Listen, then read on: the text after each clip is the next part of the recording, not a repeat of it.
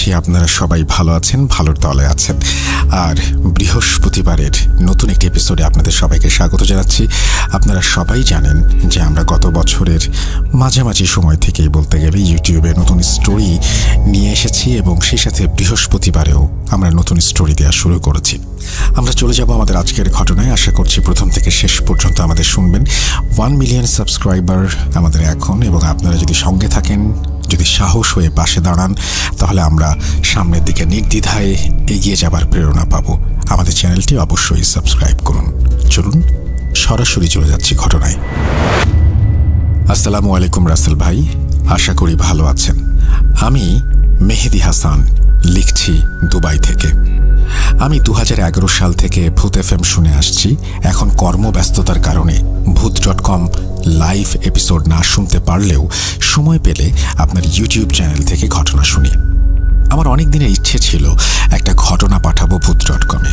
অনেক আগে একটা ঘটনা পাঠিয়েছিলাম, হয়তো ওই ঘটনাটা গ্রহণযোগ্যতা পায়নি, সেই জন্য সিলেক্টেড হয়নি। আবারও আরেকটা ঘটনা পাঠালাম। ঘটনাটা ভালো লাগলে পড়ে শোনানোর অনুরোধ রইল। ঘটনা শুরু করার আগে ঘটনাটি কিভাবে কার কাছ থেকে সংগ্রহ করেছি সেটা বলি। আমি দুবাই আল নাহদা, ওইখানে একটা বিলাসবহুল ভবনের নিরাপত্তা কর্মী বা ওয়াচম্যান হিসেবে দায়িত্বরত আছি। এখানে আমার বেশ কিছু দেশি বিদেশি বন্ধু রয়েছে। তার ভেতরে অন্যতম হচ্ছে চুকস। চুকস একজন আফ্রিকান নাগরিক। ওর বাড়ি গাম্বিয়ার একটা উপকূল অঞ্চলে। সঙ্গত কারণে জায়গার নাম আমি বলছি না। চুকস আমার বয়সী 28 বা 29 বছর হবে। ওর দাদু বাগলার একজন নাম করা কবিরাজ। দাদুর বয়স বর্তমানে 90 বছর হবে। উনি যেহেতু একজন কবিরাজ, সেই জন্য ওনার অনেক অভিজ্ঞতা রয়েছে এসব বিষয়ে। গাম্বিয়াতে এক ধরনের নৃত্যের আয়োজন করা হয়, ওটাকে বলে কুম্প নৃত্য বা কুম্পো নৃত্য। বিভিন্ন খড়খুঁটা দিয়ে ও তালগাছের পাতা দিয়ে বানানো বিশেষ এক কুম্পো ঘন্টার পর ঘন্টা নৃত্য করে থাকে কোনো মানুষ ছাড়া। এই কাজগুলো ওখানকার কবিরাজরা করে থাকেন কালো জাদুর মাধ্যমে। তাছাড়া গ্রামে পাহারা দেওয়ার জন্য ওখানকার কবিরাজরা কাঠের তৈরি পুতুল বানান, এগুলোকে বলে জামবেটু। এই জামবেটুর ভেতরে পিশাচ বন্দি করে সেগুলো দিয়ে গ্রাম পাহারার কাজ করা হয়ে থাকে। আপনারা জানেন যে পুরো আফ্রিকা মহাদেশ জুড়ে ভয়ঙ্কর ভয়ঙ্কর কালো জাদুর চর্চা করা হয়। এই পাগলার দাদু তার কবিরাজি জীবনে অনেক ভয়ঙ্কর সাধনা করেছেন, অনেক বড় বড় জিনের মোকাবেলা করেছেন। তো আজকে আমি পাগলার দাদুর একটা ভয়ঙ্কর অভিজ্ঞতা এখানে শেয়ার করব, যেটা আমি চুকসের কাছ থেকে শুনেছি। তো চলুন ঘটনা শুরু করা যাক।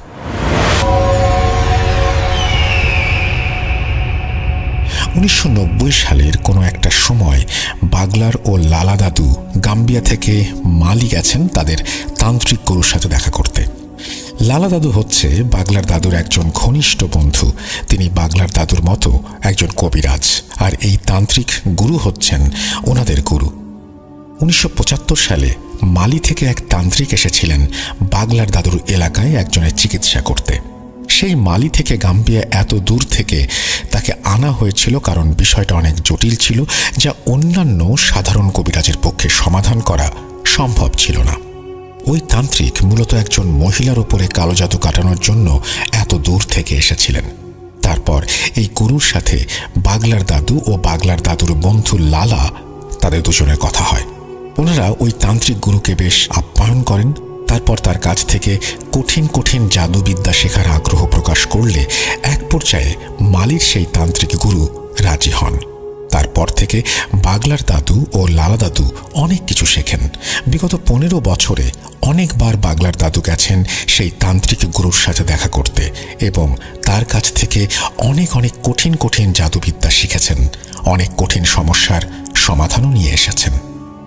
এবার একটা বিশেষ দরকারে দুই দাদু গেছেন তান্ত্রিক গুরুর সাথে দেখা করতে। এই তান্ত্রিক গুরুর বাড়ি মালির আকাসিয়া অঞ্চলে। এটি সেনেগাল ও মালির বর্ডার অঞ্চলে, তবে গাম্বিয়া থেকে বেশ দূরে। যাই হোক, বাগলার ও লালা দাদু গুরুর বাড়িতে যেয়ে দেখেন তার বাড়িতে অনেক মানুষের ভিড়। একজন নাম করা কবিরাজের বাড়িতে ভিড় থাকবে, এটাই স্বাভাবিক, কিন্তু এর আগে যতবার এসেছেন এত মানুষ কখনো তারা দেখেননি। দাদুরা বাড়ির ভেতরে প্রবেশ করে দেখেন উঠোনে একটা খাটের ওপরে একজন ৩০-৩২ বছরের মহিলার লাশ রাখা। এই লাশকে ঘিরে রয়েছে উপস্থিত সব মানুষ। সেখানে ওনাদের সেই তান্ত্রিক গুরু এবং তার কিছু শিষ্যও আছে। বাগলার দাদু ও লালা দাদুকে দেখতে পেয়ে তান্ত্রিক গুরু এগিয়ে আসেন, ভালো মন্দ কথা বলে এক জায়গায় বসতে বলেন। তারপর গুরু বলেন, তোমরা বসো, বিশ্রাম করো, আমি এই ঝামেলার কাজ শেষ করে এসে তোমাদের সাথে কথা বলছি। দাদুরা অপেক্ষা করতে করতে একসময় ঘুমিয়ে যান, কেননা জার্নি করে তারা অনেক ক্লান্ত ছিলেন। কতক্ষণ ঘুমিয়েছিলেন জানেন না। একসময় গুরুর ডাকে তাদের ঘুম ভাঙে। ঘুম থেকে ওঠার পরে গুরু বলেন, এইবার তোমরা দুইজন একসাথে আসছো, নিশ্চয়ই কোনো বিপদ হয়েছে। তখন দাদুরা বলেন, হ্যাঁ গুরুজি, আমরা অনেক বড় বিপদে পড়েছি। তখন গুরুজি বলে, সব শুনবো, তার আগে আমি একটু ফ্রি হই। আমি নিজেও অনেক বড় বিপদে আছি, আর তোমাদেরকে আমার এখানে 2 দিন থাকতে হবে। কোনো আপত্তি থাকলে বলো।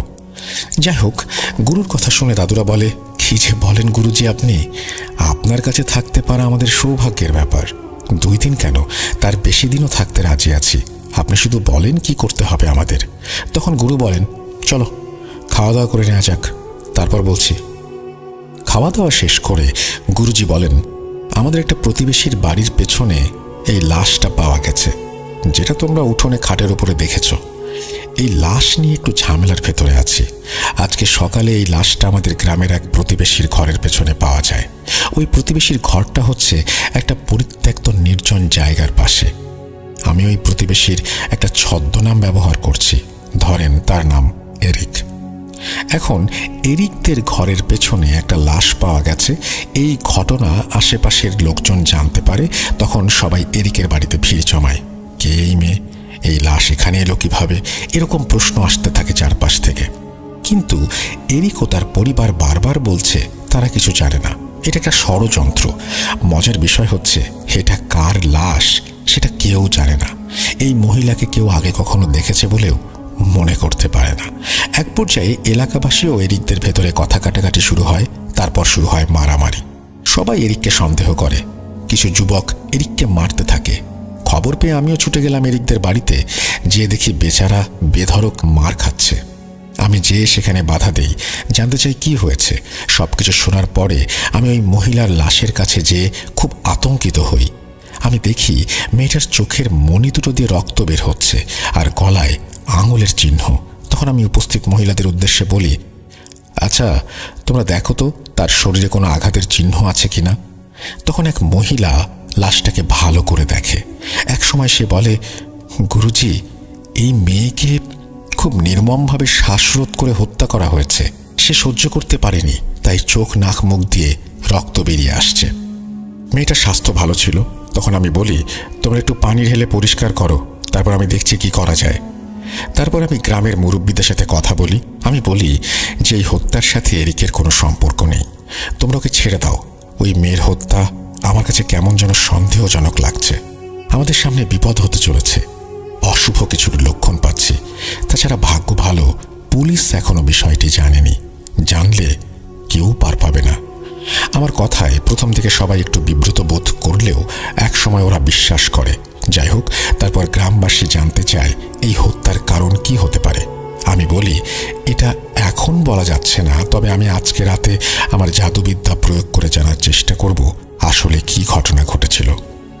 তোমরা যদি আমাকে বিশ্বাস করো তবে এই লাশটা আমার বাড়িতে পৌঁছে দাও। তখন সবাই বলে, গুরুজি, আমরা আপনাকে অবশ্যই বিশ্বাস করি, আর আমাদের বিশ্বাস আপনি পারবেন। তারপর ওরা ধরাধরি করে লাশটা আমার বাড়িতে নিয়ে আসে। এই হচ্ছে আপাতত ঘটনা। এখন আমার তোমাদের থেকে একটা সাহায্য লাগবে। বাগলার দাদু জিজ্ঞাসা করেন, কি সাহায্য গুরুজি? তখন গুরুজি বলেন, আজকে রাতে তোমাদের দুজনকে নিয়ে আমি একটা রিচুয়াল করতে চাই এই লাশের ওপরে। এই রিচুয়ালের মাধ্যমে আমরা জানতে পারবো এই মহিলার পরিচয়, তাকে কে বা কারা হত্যা করেছে, কি উদ্দেশ্য। তখন লালা দাদু আর বাগলা দাদু বলে, এটা তো আত্মা ফেরানো জাদু। গুরুজি বলেন, হ্যাঁ, তোমরা ঠিকই বলেছ। এই জাদুর মাধ্যমে মৃত মানুষের ভেতরে আত্মা ফেরানো যায়, কিন্তু সেটা কিছু সময়ের জন্য। গুরুজি বলছেন, এটা আমি আমার ওস্তাদের কাছ থেকে শিখেছিলাম। আজ রাতে তোমাদের দুজনকে নিয়ে এই জাদু প্রয়োগ করব। এখন তোমরা বিশ্রাম করো, আমি যা যা প্রয়োজন সেগুলো ব্যবস্থা করে আসি। গুরুজি চলে যাওয়ার পরে লালা দাদু বলেন, বাগলার, আমাদের কি সৌভাগ্য, আফ্রিকার ইতিহাসের সবচেয়ে ভয়ানক ও কঠিন জাদু আজকে আমরা শিখব এবং দেখব। বাগলা দাদু বলেন, হ্যাঁ বন্ধু, আজকে আমাদের নতুন অভিজ্ঞতা হতে যাচ্ছে। দুজনে খুব উৎফুল্ল ছিল। অবশেষে বিকেল পেরিয়ে সন্ধ্যা হয়, সন্ধ্যা পেরিয়ে রাত। গুরুজি বলে, এই লাশটাকে আমার ছোট ঘরে, অর্থাৎ যে ঘরে বসে গুরুজি কবিরাজি করেন সেই ঘরে নেওয়া হোক। বলে রাখা ভালো, আফ্রিকা মহাদেশে যারা এসব কবিরাজি বিদ্যা চর্চা করেন তাদের সবার আলাদা একটা ঘর থাকে। ঘরটা অনেকটা কুঁড়ে ঘরের মতো করে বানানো হয়। যাই হোক, গুরুজির কথা মতো বাড়ির সব সদস্য মিলে লাশটাকে ধরাধরি করে গুরুজির ছোট ঘরে নেওয়া হয়। তখন গুরুজি কিছু জিনিস নিয়ে সেই ঘরে প্রবেশ করেন। তার ভেতরে ছিল সরু দুটো কাঠ, রশি, কিছু ছোট বাটির মতো মাটির পাত্র, একটা বড় মাটির পাত্র, কিছু ছাগলের চর্বি যেগুলো রোদে শুকিয়ে মমের মতো করা হয়েছিল, একটা লাল কাপড় আর আগুন জ্বালানোর জন্য ছোট ছোট কাঠের টুকরো। গুরুজি প্রথমে লম্বা কাঠ দুটোকে লাশের দুই পাশে রাখেন। তারপর ডান হাত ও ডান পা একটা কাঠের সাথে বেশ শক্ত করে বেঁধে দেন। বাকি কাঠের সাথে বাম পা ও বাম হাত একইভাবে বেঁধে ফেলেন। এরপর মাটির বাটিগুলোতে একটু তেল ও ছাগলের চর্বি ঢেলে দিয়ে কাপড় মোড়ানো রশির মতো বানানো, অর্থাৎ আলো জ্বালানোর জন্য যে ফিতা বানানো হয় সেরকম করে লাশের চারপাশে গোল করে একটু জায়গা রেখে গণ্ডির মতো করে রাখলেন। একটা গ্যাপ রাখলেন যাতে 3 জনের বসতে অসুবিধা না হয়। এরপরে বড় বাটিতে যেটা ছিল একটা গামলা বা বোলের আকারের, সেই পাত্রে কাঠের টুকরো সাজিয়ে তেল ঢেলে দিলেন। তারপর আস্তে আস্তে সবগুলো বাটি ও ওই পাত্রে আগুন জ্বালিয়ে দিলেন। পুরো ঘর তখন ধোঁয়ায় পরিণত হলো এবং সেই সাথে চর্বি পোড়া গন্ধ। অতিরিক্ত ধোঁয়ার কারণে কেউ ঘরে থাকতে পারলেন না। তখন গুরুজি বললেন, কিছুক্ষণের জন্য ঘর থেকে বের হতে হবে, একটু পরে ধোঁয়া কমে গেলে সাধনা শুরু করব। ওনারা 3 জন ঘর থেকে বের হয়ে ধোঁয়া কমার অপেক্ষা করতে লাগলেন। এর ভেতরে গুরুজি বাগলার দাদু ও লাল দাদুকে মন্ত্র শিখিয়ে দিলেন। কিছুক্ষণ পরে ধোঁয়া কমে গেলে আবার সেই ঘরে তারা প্রবেশ করলেন। এবার গুরুজি লাশের পশ্চিম পাশে বসে পড়লেন, পূর্ব দিকে মুখ করে। লাশ আর গুরুজির মাঝখানে ফাঁকা জায়গায় আগুনের বড় পাত্রটা রাখলেন গুরুজি। তারপর বাগলার দাদুকে বললেন, বাগলার, তুমি লাশের পাশে মাথার কাছে বসে পড়ো আর কাঠ দুটোকে শক্ত করে ধরে রাখবে। লালা, তুমি লাশের পায়ের কাছে বসো, কাঠ দুটোকে শক্ত করে ধরে রেখো। প্রচণ্ড শক্তি প্রয়োগ করতে হবে তোমাদের। এই লাশের শরীরে যখন আত্মা ফিরে আসবে তখন সেটা বল প্রয়োগ করে এখান থেকে ছুটে পালাবার চেষ্টা করবে। আমি তন্ত্র বলে ওকে ধরে রাখবো, তবে যদি কোনোভাবে এখান থেকে ছুটে যেতে সক্ষম হয় তবে আমরা কেউ বাঁচব না। গুরুজির কথা শুনে দাদুরা একটু ভয় পেলেও গুরুজির ওপরে বিশ্বাস রেখে তারা তাদের জায়গায় বসে পড়ে। তখন গুরুজি বলে, তোমাদের যে মন্ত্র শিখিয়ে দিয়েছি সেটা জোরে জোরে পড়তে থাকো, আর লাশে আত্মা না আসা পর্যন্ত পড়েই যাবে। দাদুরা মন্ত্র পড়তে শুরু করে, ওদিকে গুরুজিও মন্ত্র পড়তে থাকেন। বেশ কিছুক্ষণ পরে হঠাৎ করে ওই ঘরের মধ্যে ভূমিকম্প শুরু হয়। মনে হচ্ছে এক্ষুনি ঘরের সবকিছু ভেঙে মাথার উপরে পড়বে। বাগলার দাদু ও লালা দাদু বেশ ভয় পেয়ে যান। তারা দুজনে অভিজ্ঞ ও বড় কবিরাজ হওয়ার পরেও তাদেরও সাহস এবং ধৈর্য যেন কমে যাচ্ছিল। গুরুজির ওপরে বিশ্বাস রেখে তারা ধীরে ধীরে স্বাভাবিক হন আর চোখ বন্ধ করে মন্ত্র পড়তে থাকেন। হঠাৎ দাদুরা লক্ষ্য করেন লাশের শরীর নড়ে উঠল। লাশ নড়ে ওঠার সাথে সাথে বাগলার দাদু ও লালা দাদু দুজনে কাঠ দুটোকে দুপাশ থেকে শক্ত করে রাখেন। নড়াচড়া ক্রমেই তীব্র থেকে তীব্রতর হচ্ছে। বাগলার দাদু ও লালা দাদু শরীরের সর্বশক্তি দিয়ে কাঠ দুটোকে ধরে রেখেছেন। এমন সময় গুরুজি আগুনের পাত্রটা নিয়ে উঠে দাঁড়ালেন আর উচ্চ স্বরে মন্ত্র পড়তে পড়তে লাশের চারপাশে ঘুরতে থাকলেন। একটা জিনিস খেয়াল করেন, একটা জ্বলন্ত আগুনের পাত্র যেটা দীর্ঘ সময় জ্বলছে সেটা ধরার সাথে সাথে হাত পুড়ে যাবার কথা, কিন্তু মন্ত্র বলে কিছু হয়নি গুরুজির। তা না হলে উনি সেটা কিভাবে ধরেছেন? এটাই হচ্ছে কালো জাদু। গুরুজি আগুনের পাত্রটা নিয়ে ঘুরতে থাকেন আর মন্ত্র পড়তে থাকেন। এদিকে লাশ ছটফট করতে থাকে এবং চারপাশটা মনে হচ্ছে এখনই লণ্ডভণ্ড হয়ে যাবে। এভাবে চলতে থাকে অনেক সময়, কিন্তু গুরুজি, লালা দাদু ও বাগলার দাদু মন্ত্র পড়া বন্ধ করেননি। তারা উচ্চ স্বরে মন্ত্র পড়তে থাকেন। মন্ত্র পড়ার এক পর্যায়ে লাশটার ছটফটানি থেমে যায় এবং লাশটা কথা বলে ওঠে। যখন লাশটা কথা বলে ওঠে তখন গুরুজি দাঁড়িয়ে যান আর তার মন্ত্র পড়া বন্ধ করে দেন। লাশটা বলে ওঠে, কি রে কবিরাজ, আমাকে কেন ডেকেছিস? এটা শোনার পরে গুরুজি বলেন, তোমার পরিচয় দাও। তখন এই লাশের ভেতরে থাকা আত্মা বলে ওঠে, আমি তোর কথা শুনতে বাধ্য না। চুকসের দাদুর বর্ণনা অনুযায়ী ওটা ওই লাশের আত্মা ছিল। আমরা মুসলিম, আমরা বিশ্বাস করি মৃত মানুষের আত্মা কখনো ফিরে আসে না। হতে পারে সেটা তার কারেন্ট জিন অথবা কোনো পিশাচ বা অন্য কিছু। যাই হোক, প্রথমে ওই আত্মাটি কথা বলতে রাজি হচ্ছিল না। তারপর বিভিন্নভাবে তাকে বিভিন্ন কায়দায় রাজি করানো হয় এবং এক পর্যায়ে গুরুজি সক্ষম হন। গুরুজি একটা ওয়াদা করার পরেই লাশটি কথা বলে ওঠে। গুরুজি কি ওয়াদা করেছিলেন সেই বিষয়ে একটু পরে আসছি। ওই মহিলার আত্মা বলে, আমার নাম নায়রা, ছদ্মনাম। আমার বাড়ি বামাকো অর্থাৎ মালির রাজধানী। আমি খ্রিস্টান। আমার বিয়ে হয়েছে মাত্র 3 বছর। আমার বাবা মা কেউ জীবিত নেই। আমার ভাই বোন সবার বিয়ে হয়ে গেছে। তারা সবাই আলাদা আলাদা পরিবার নিয়ে থাকে। আমার স্বামী ফ্রেডি, ছদ্মনাম, ছোটখাটো একটা ব্যবসা করে। বেশ সুখে আমাদের দিন কাটত। সেই সুখ আর সইল না। ফ্রেডি অন্য এক নারীর সাথে সম্পর্ক গড়ে তোলে আর আমাকে অবহেলা অবজ্ঞা করতে শুরু করে। এক পর্যায়ে আমি আমার স্বামীর নামে আমার ভাই বোন ও তার পরিবারের কাছে নালিশ করি। বিষয়টা আমার স্বামী অস্বীকার করে। তারপর তার এমন মিথ্যাচার আমি মেনে নিতে পারি না। আমাদের বাড়িতে আমাদের ভেতরে তুমুল ঝগড়া হয় এবং এক পর্যায়ে আমি তাকে ডিভোর্স দেওয়ার সিদ্ধান্ত নেই আর তাকে জানিয়ে দেই আমি আদালতে দাঁড়াবো তার বিরুদ্ধে। এটা শোনার পরে সে কিছুটা স্বাভাবিক হয়। তারপর তার পরিবার ও আমার পরিবার সবার কাছে সে প্রতিজ্ঞা করে সবকিছু ঠিক হয়ে যাবে। এরপর বেশ কিছুদিন আমার স্বামী আমার সাথে খুব ভালো ব্যবহার করে। তার এমন পরিবর্তন দেখে আমি বেশ খুশি হই। এর প্রায় 1 মাস পরে আমার স্বামী ফ্রেডি আমাকে বলে, তোমাকে নিয়ে অনেক দিন কোথাও ঘুরতে যাওয়া হয় না, চলো কোথাও ঘুরে আসি। আমি খুশি হই। তখন সে বলে আমাদের এই অঞ্চলে যাওয়া উচিত। তারপর সে এই জায়গার কথা বলে। আমিও রাজি হয়ে গেলাম। তারপরে আমার স্বামী আমাকে এই গ্রামে নিয়ে আসে। যেদিন ফ্রেডি আমাকে হত্যা করে সেদিন সন্ধ্যায় ফ্রেডি বলে, তোমাকে একটা জিনিস দেখাবো, চলো যাওয়া যাক। আমিও সরল মনে তার কথায় রাজি হয়ে গেলাম। ফ্রেডি আমাকে হত্যা করার আগে কৌশলে ঘুমের ঔষধ খাওয়ায়। আমার প্রচুর ঘুম পাচ্ছিল। সেটা তাকে বললে সে হোটেলে নেয়ার কথা বলে। কৌশলে এখানে নিয়ে এসে আমাকে গলা টিপে হত্যা করে।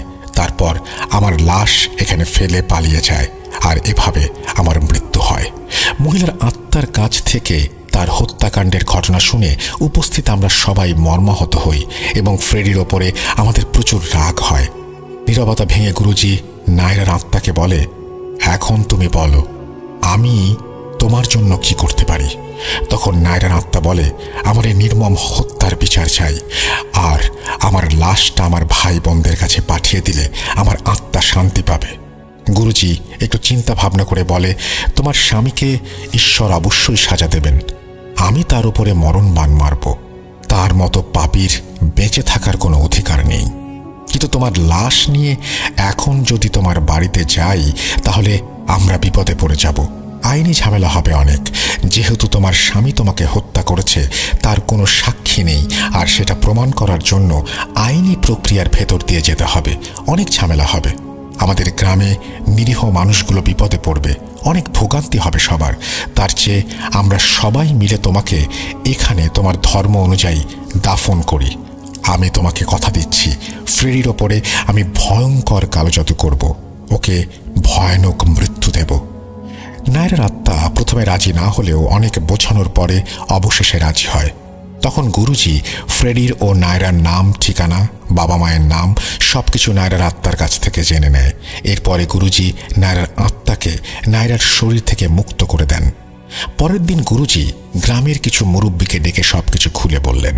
সবাই সবকিছু শুনে বলে, গুরুজি আপনি যেটা ভালো মনে করেন সেটা করেন, আমাদের সবার মতামত আছে। তারপর নায়রাকে স্থানীয় একটি খ্রিস্টান কবরে দাফন করা হয়। দাফন শেষে বাগলার দাদু ও লালা দাদুকে উদ্দেশ্য করে গুরুজি বলেন, চলো ফ্রেডির ব্যবস্থা করা যাক। বাগলার দাদু জিজ্ঞাসা করে, গুরুজি আপনি কি করতে চান? মানে কোন ধরনের কালো জাদু করতে চান ফ্রেডির ওপরে? তখন গুরুজি বলে, আমি ওর উপরে এমন কালো জাদু করব, ও শুধু মৃত্যু কামনা করবে, কিন্তু কমপক্ষে 20 দিনের আগে ওর মৃত্যু হবে না। বাগলার দাদু আবার জিজ্ঞাসা করে, এটা কি জাদু? তখন গুরুজি বলেন, আমি ওর উপরে এমন মরণ বান মারব তাতে ওর প্রচণ্ড মাথা ব্যথা হবে, সেই সাথে চোখও ব্যথা হবে। মাথা ব্যথা, চোখ ব্যথায় ও কিছু খেতে পারবে না, ঘুমোতে পারবে না। দুনিয়ার কোনো ডাক্তার কবিরাজ ওকে ভালো করতে পারবে না। আমি সেই ব্যবস্থা করব। এভাবে ছটফট করতে করতে একদিন ও মারা যাবে। এটা হবে ওর শাস্তি। তারপর গুরুজি ফ্রেডির ওপরে বান মারেন। বান কিভাবে মারা হয়েছে সেটা চুকস জানতে পারেনি, আর এই ঘটনার মূল বিষয়ও সেটি নয়। এখন ঘটনার মূল পার্ট শুরু করব। এটা বর্ণনা করার আগে একটু বলে রাখি, এমন ঘটনা আমি অন্তত কখনো শুনিনি। এটা আমার জীবনের সম্পূর্ণ ভিন্ন একটা অভিজ্ঞতা, যেমনটা আমি শুনেছি বা জেনেছি। যাই হোক, সব ঝামেলা শেষ করে গুরুজি বাগলার দাদু ও লালা দাদুর উদ্দেশ্যে বলে, তোমরা তো দেখলে কত বড় বিপদের ভেতরে ছিলাম, আর সেই জন্য তোমাদের কাছ থেকে ভালো করে জানতে পারছিলাম না তোমাদের আসার উদ্দেশ্য কি। এখন বলো কি সমস্যা? তখন বাগলার দাদু বলেন, গুরুজি, আমাদের গ্রাম পাহারা দেওয়ার জন্য আমরা যে জানবেটু ব্যবহার করি, বেশ কিছুদিন ধরে সেই জানবেটুগুলো খুঁজে পাচ্ছি না। ওই জানবেটুর ভেতরে থাকা জিনগুলোকে অনেক ডেকেও হাজির করতে পারছি না। আমি আর লালা অনেক চেষ্টা করেছি জানবেটুর পাহারার জিনগুলোকে হাজির করতে, কিন্তু ব্যর্থ হয়েছি। আর আমাদের যে সকল বার্তাবাহক বা মুকবির জিন আছে, ওদের কাছে জিজ্ঞাসা করেছে জানবেটুর সম্পর্কে, কিন্তু ওরা কোনো খবর দিতে পারেনি। ওরা শুধু এতটুকু বলেছে, এই অঞ্চলে শয়তানের ছায়া দেখতে পাচ্ছি। এর বেশি কিছু আর বলতে পারেনি। আপনি নিশ্চয়ই জানেন জানবেটু আসলে কি। জানবেটু হচ্ছে এক ধরনের কাঠের পুতুল, যেটার ভেতরে জিন বন্দি করে আফ্রিকান কবিরাজরা গ্রাম পাহারা দেওয়ার ব্যবস্থা করে, বিশেষ করে আফ্রিকার উপকূলীয় অঞ্চলগুলিতে। যাই হোক, গুরুজি জিজ্ঞাসা করে, তোমাদের জানবেটুগুলো নিখোঁজ কতদিন থেকে? তখন দাদুরা বলে, তা প্রায় 10 দিন হবে। আমাদের অন্যান্য জিনেরা যখন বলল এই গ্রামের শয়তানের ছায়া দেখতে পাচ্ছি, তখন আমরা খুব চিন্তায় পড়ে যাই। আর এই শয়তান কে বা কারা, কেন আমাদের জানবেটুগুলোকে আক্রমণ করলো, আর কি উদ্দেশ্য নিয়ে তারা এখানে এসেছে, এইটা জানার অনেক চেষ্টা করেছি, কিন্তু ব্যর্থ হয়েছি। আমাদের অনুগত যত জিন আছে, কেউ কোনো সঠিক তথ্য দিতে পারেনি। এরা শুধু এতটুকু বলেছে, এই গ্রামে শয়তানি কর্মকাণ্ড করা হচ্ছে, তবে সেটা খুব গোপনে। এই শয়তানগুলো কোনো উদ্দেশ্য নিয়ে এখানে আসছে। আমাদের জিন সেটা বলতে পারেনি। তারা অনেক চেষ্টা করেও কোনো খবর সংগ্রহ করতে পারেনি। জানবেটুগুলো যেহেতু সবসময় এলাকা পাহারা দেওয়ার কাজ করে, তাই ওরা সর্বপ্রথম ওই জানবেটুর ভেতরে থাকা জিনগুলোকে হত্যা করেছে অথবা বন্দি করে নিয়ে গেছে। এর ভেতরে দুটো ঘটনা ঘটে গেছে, যে ঘটনা দুটো নিয়ে পুরো গ্রামের মানুষ আতঙ্কিত। গুরুজি জিজ্ঞেস করলেন, কি সেই ঘটনা? বাগলা দাদু বললেন, জানবেটুগুলো নিখোঁজ হবার 2 দিন পরে আমাদের গ্রামের একটা ছেলে জিয়ান কাজ শেষ করে নদীর পাড় দিয়ে বাড়ি ফিরছিল। এক জায়গায় এসে জিয়ান দেখতে পায় একটু দূরে দুটো অবয়ব দাঁড়িয়ে আছে। এটা দেখে জিয়ান খুব অবাক হয়। জিয়ান আস্তে আস্তে এগোতে থাকে। একটু কাছে আসার পরে জিয়ান বুঝতে পারে ওই অবয়ব দুটো আসলে দুটো মানুষ। তারা কালো কাপড় পরা আর নদীর ভেতরে ঠিক হাঁটু পানিতে দাঁড়িয়ে আছে। আবছা আলোয় জিয়ান লক্ষ্য করে লোক দুটোর হাত দুটোয় দুটো পাত্র দেখা যাচ্ছে। তারা পাত্র দুটো ধরে ওখানে দাঁড়িয়ে আছে। জিয়ান মনে মনে ভাবে, এই লোক দুটো কে, আর তারা এই হাঁটু পানির মধ্যে দাঁড়িয়ে কি করছে? চোর না তো আবার? জিয়ান বুদ্ধি করে নদীর পাড়ে থাকা একটা গাছের আড়ালে লুকিয়ে পড়ে আর উঁকি মেরে দেখতে থাকে আসল ঘটনা কি ঘটেছে। জিয়ান দেখে লোক দুটো অজানা ভাষায় কিছু পড়ল, তারপর পাত্রের ভেতরে থাকা তরল কোনো একটা জিনিস নদীর পানিতে ঢেলে দিল। জিয়ান বুঝতে পারে এরা কোনো সাধারণ মানুষ না, এরা নিশ্চয়ই কোনো কবিরাজ বা তান্ত্রিক। জিয়ান লক্ষ্য করে ওই তরল জাতীয় জিনিস যখনই পানিতে ঢেলেছে, তখনই ওই জায়গার পানি পাক খেতে শুরু করেছে। তখন ওই কবিরাজ দুটো নদী থেকে কিনারায় উঠে ওই গাছের দিকে আসতে থাকে, যেই গাছের পেছনে জিয়ান লুকিয়েছিল। লোক দুটোকে তার দিকে আসতে দেখে জিয়ান প্রচণ্ড ভয় পায়। তখন সে মনে মনে আল্লাহকে ডাকতে শুরু করে। জিয়ান মুসলিম ছিল, সে তার জানা যত দোয়া আছে সব পড়তে থাকে আর মনে মনে আল্লাহকে বলে, হে আল্লাহ, আমার উপরে রহমত করো, লোক দুটোর হাত থেকে আমাকে রক্ষা করো। এক সময় লোক দুটো জিয়ানের অনেকটা কাছে এসে নদীর দিকে মুখ করে দাঁড়িয়ে থাকে।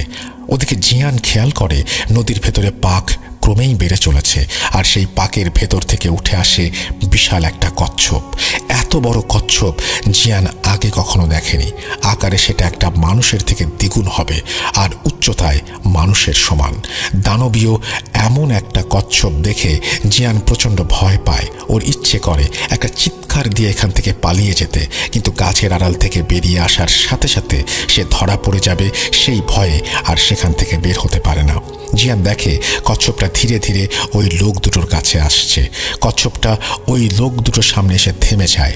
তারপর জিয়ান যেটা দেখে সেটা দেখার জন্য সে মোটেও প্রস্তুত ছিল না। সে দেখে কচ্ছপটার মাথা বেরিয়ে আসলো, কিন্তু সেটা কোনো কচ্ছপের মাথা না, সেটা একটা মানুষের মাথা। এই মাথাটা অনেক ভয়ঙ্কর এবং বিভৎস। যেটুকু আবছা আলোয় দেখা যায় সে আলোয় জিয়ান দেখে ওর মাথায় চুলগুলো জট বাঁধা, মুখের মাংসগুলো পচন ধরা, আর দুই মুখে কাটা কাটা চিহ্ন। মনে হচ্ছে চিহ্নগুলো কেউ ধারালো ছুরি দিয়ে কেটে ফেলেছে। কাটা জায়গায় মাংস বেরিয়ে আসছে, চোখগুলো গোল গোল, চোখের কোটর জুড়ে গোল কালো দাগ। এমন ভয়ঙ্কর জিনিস দেখে জিয়ানের দম বন্ধ হয়ে যাওয়ার উপক্রম। তার শরীর রীতিমতো কাঁপতে শুরু করে। জিয়ান চিৎকার দিতেও পারে না। জিয়ান তার হাত দিয়ে নিজের মুখ চেপে ধরে। এমন সময় ওই কচ্ছপরূপী জিনটা মানুষের মতো কথা বলে ওঠে। এটা দেখা ও শোনার পর জিয়ান আর নিজেকে ধরে রাখতে পারে না, সে সেখানে অজ্ঞান হয়ে যায়। পরের দিন সকালে গ্রামের কিছু মানুষ জিয়ানকে অজ্ঞান অবস্থায় ওই গাছের নিচে পায়। আমি আর লালা খবর পেয়ে ছুটে যাই জিয়ানকে দেখতে। গিয়ে দেখি মসজিদের ইমাম সাহেব জিয়ানকে ঝাড়ফুঁক করছে। ইমাম সাহেবের চেষ্টায় জিয়ান সুস্থ হয়ে ওঠে। আমি আর লালা ইমাম সাহেবকে জিজ্ঞাসা করি, হুজুর কি হয়েছে, আপনি কি বুঝলেন? ইমাম সাহেব বলেন, অশুভ কর্মকাণ্ডের ইঙ্গিত পাচ্ছি। যাই হোক, জিয়ান একটু সুস্থ হলে সে পুরো ঘটনা খুলে বলে। তখন আমরা বুঝতে পারি আসলে ঘটনা কি ঘটেছে।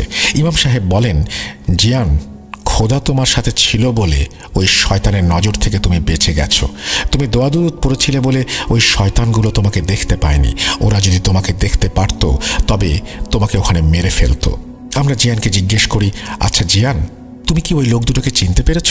জিয়ান বলে, তাদেরকে চিনি না। যাই হোক, তারপর আমি, লালা, ইমাম সাহেব যার যার জায়গা থেকে চেষ্টা করি সেদিন রাতে কি ঘটেছে সেটা জানার, কিন্তু ব্যর্থ হই। এই ঘটনার 2 দিন পরে লালাদের এক প্রতিবেশীর কন্যা সন্তান নিখোঁজ হয়। বাচ্চার বয়স ছিল 3 মাস। বাড়ির ভেতর থেকে বাচ্চা নিখোঁজ হওয়ার বিষয়টা আমাদের সবাইকে নাড়া দিয়েছে। আমরা সবাই বুঝতে পারছি খুব ভয়ানক কিছুর আবির্ভাব হয়েছে আমাদের এলাকায়।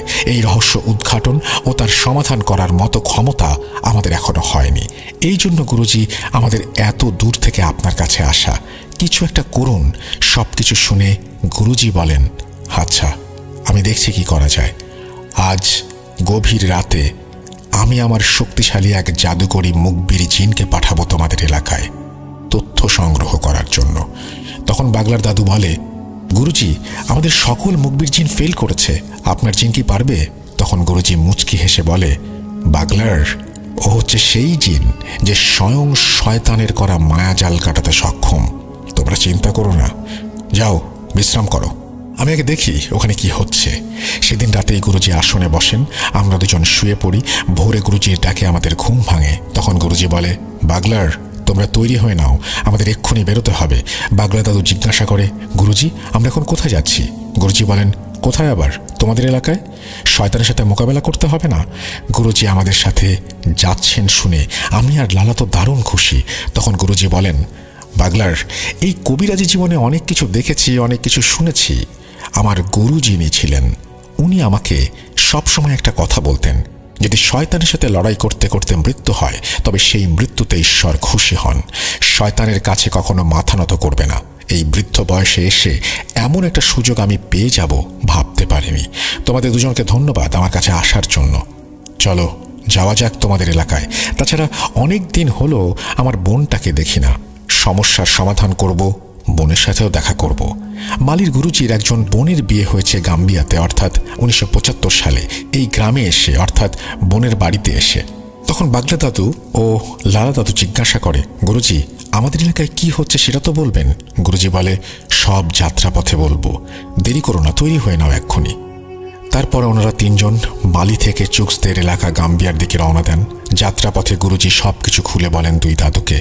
গুরুজি বলেন, তোমরা ঘুমানোর পরে আমার সবচেয়ে শক্তিশালী মুখবির জিনকে তোমাদের এলাকায় পাঠাই, সে সে সেখানে যায়।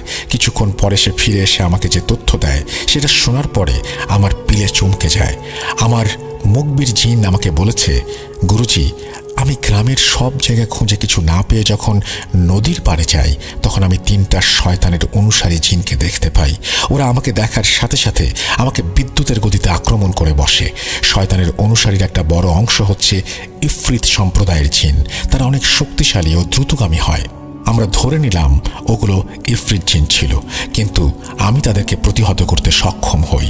তারপর ওরা পালিয়ে যায়। যাবার সময় আমাকে বলে, আমাদের শয়তানের খোদা ও তার মেয়ে, আমাদের মা তোদের দেখে নেবে। আমি বলি, কে তোদের শয়তানের খোদা, তার মেয়ে?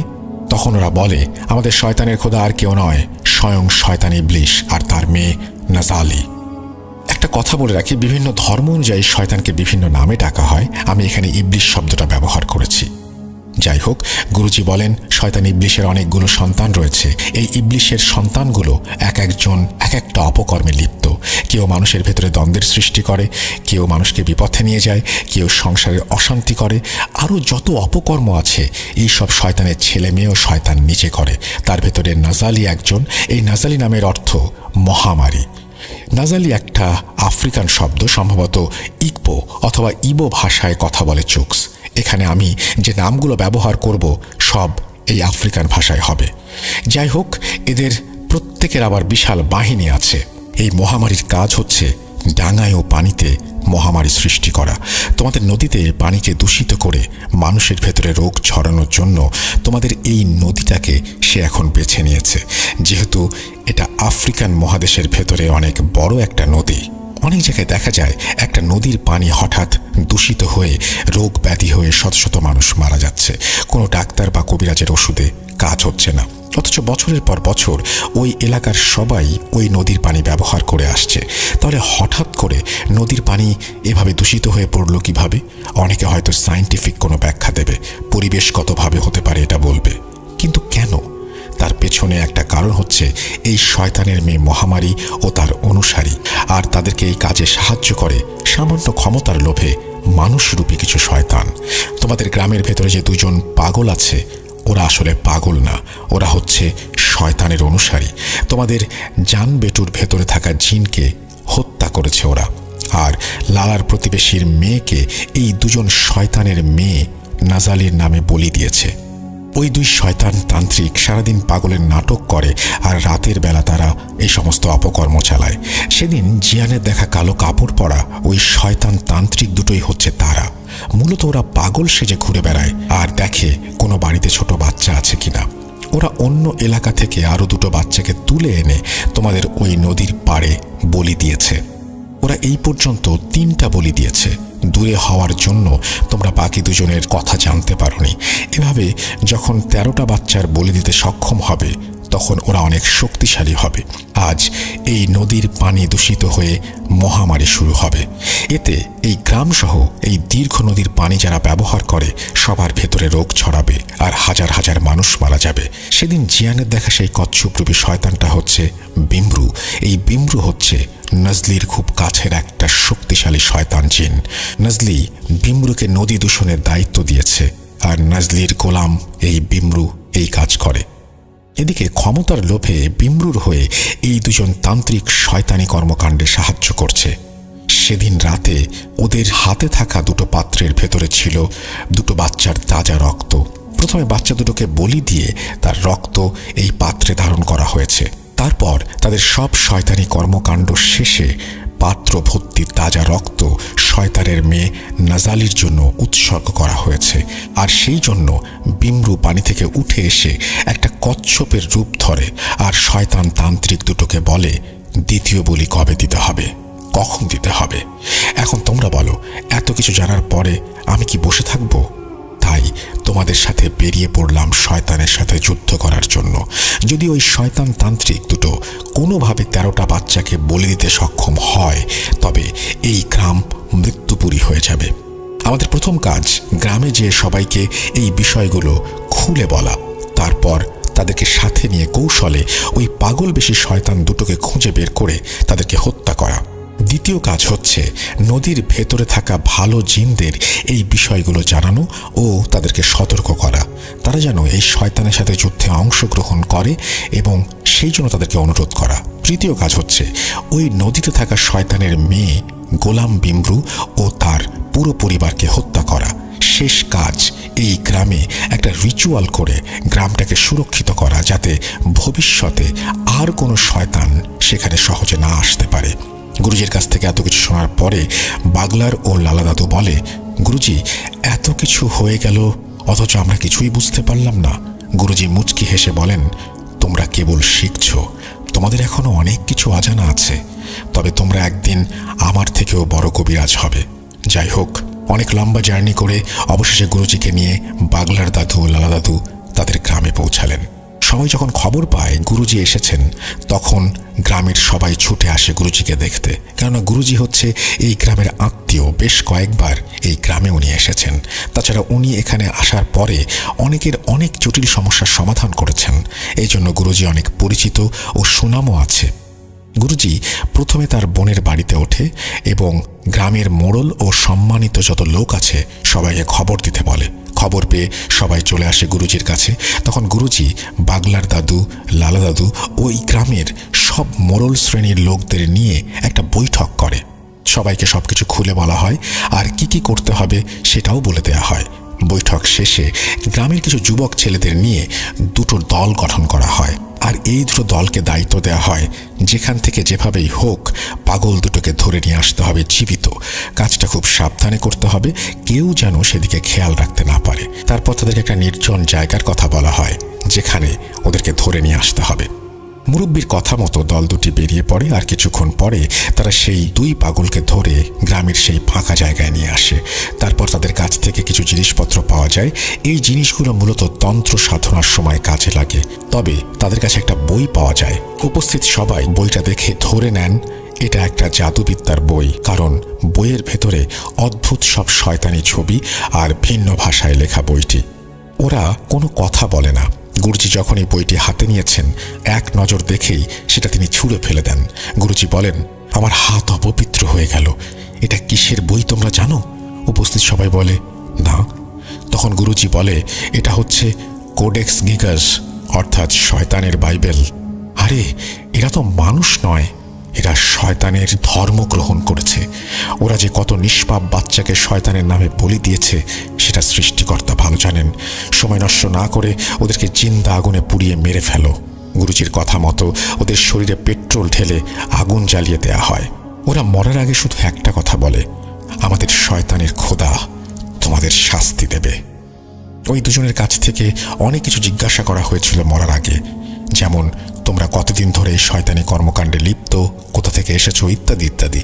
কিন্তু ওরা নাকি কোনো কথার উত্তর দেয়নি।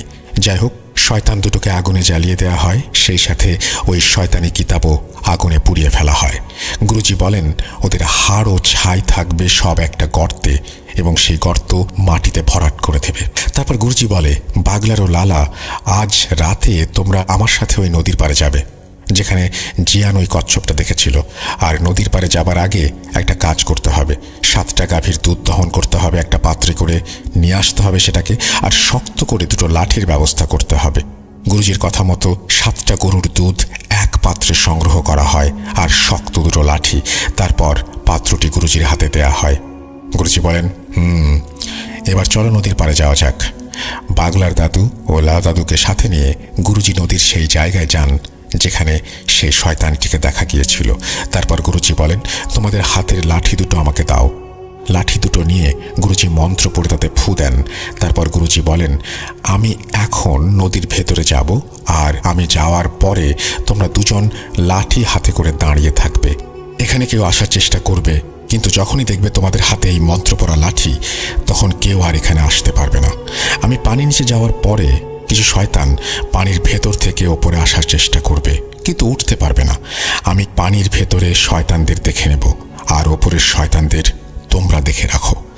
তোমরা যদি বুঝতে পারো কেউ তোমাদের কাছে এসেছে, তখন সৃষ্টিকর্তার নাম নেবে এবং জোরে করে তাকে আঘাত করবে। তারপর দেখবে শয়তান কেমন লেজ গুটিয়ে পালায়। গুরুজির কথা শুনে বাগলার ও লালা দাদু বলে, গুরুজি, আপনি কোনো চিন্তা করবেন না, আমরা আছি এখানে, আপনার কোনো চিন্তা নেই, আপনি যান। তারপর গুরুজি নদীর পানিতে নেমে পড়েন, মানে একদম কিনারায় যেখান থেকে পানি শুরু। তারপর মন্ত্র পড়ে ওই দুধের পাত্রে ফুঁ দিতে থাকেন। তারপর দুধ ভর্তি পাত্রটি পানিতে ডুবিয়ে দেন। তার কিছু সেকেন্ডের ভেতরেই গুরুজির সামনে পাক খাওয়া শুরু হয় এবং ফাঁকা হয়ে যায়। তখন গুরুজি সেই ফাঁকা জায়গা দিয়ে নদীর ভেতরে প্রবেশ করেন।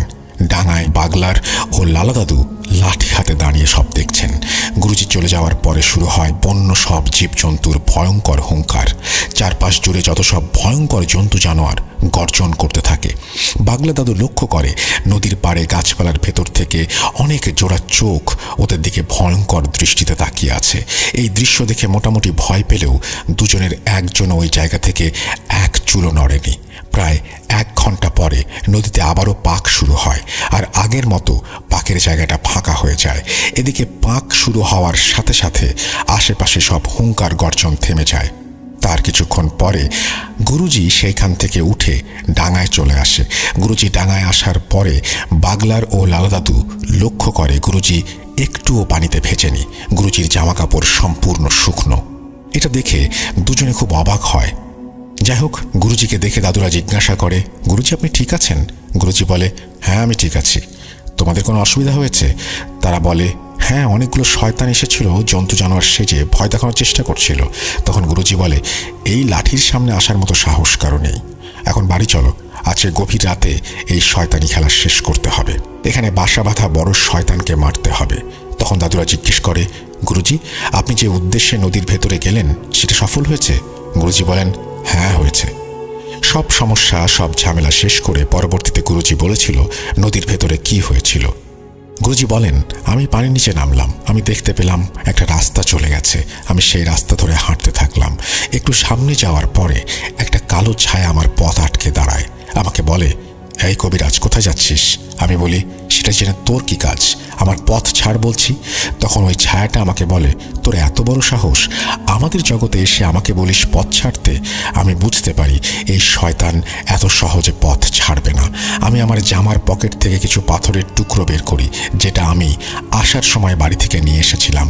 আমি সেই পাথরে মন্ত্র পড়ে ফুঁ দিয়ে ওই ছায়ায় ছুঁড়ে মারলে ও চিৎকার করে সেখান থেকে অদৃশ্য হয়ে যায়।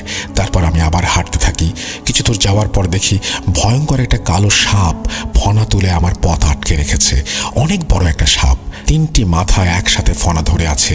আমি সেদিকে দাঁড়াতেই 3 মাথা একসাথে নড়ে ওঠে। 3 জন মানুষ যদি একসাথে একই কথা বলে তাহলে যেমন শোনা যাবে, ঠিক সেই রকমভাবেই 3টি মাথা মানুষের মতো করে কথা বলে ওঠে।